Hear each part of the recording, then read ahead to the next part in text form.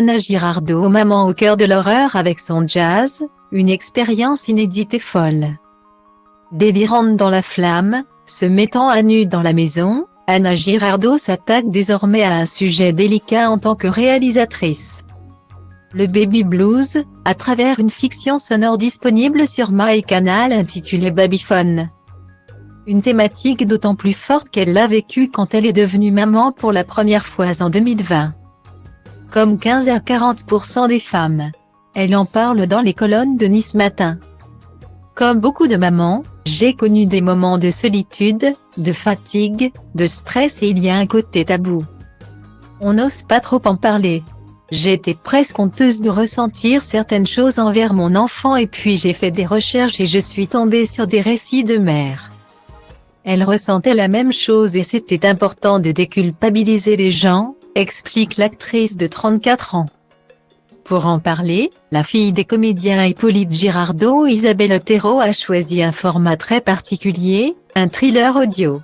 Le film d'horreur permet d'aborder le sujet autrement. D'en prendre conscience et d'en parler librement, confie cette passionnée du genre.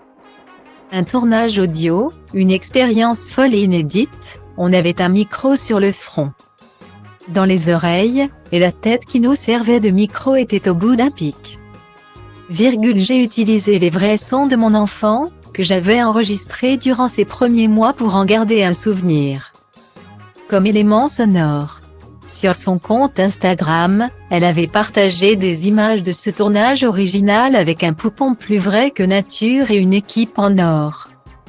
Comprenant notamment ses célèbres parents mais aussi Félix Moati, Lina Coudry et Nizé Matteo qui n'est autre que la maman de Marion Cotillard. Son enfant a donc participé en quelque sorte à son aventure horrifique très spéciale. Un petit garçon qui a vu le jour le 14 décembre 2020. En plein pendant le second confinement, et qui porte un nom particulièrement mélodieux, Jazz.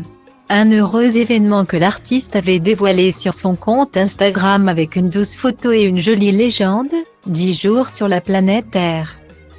Précise-t-elle. Bienvenue à Jazz, mon petit homme. Guillaumet. Concernant l'heureux papa, l'ex du fils de Dominique de Villepin se veut particulièrement discrète et n'a pas dévoilé son identité.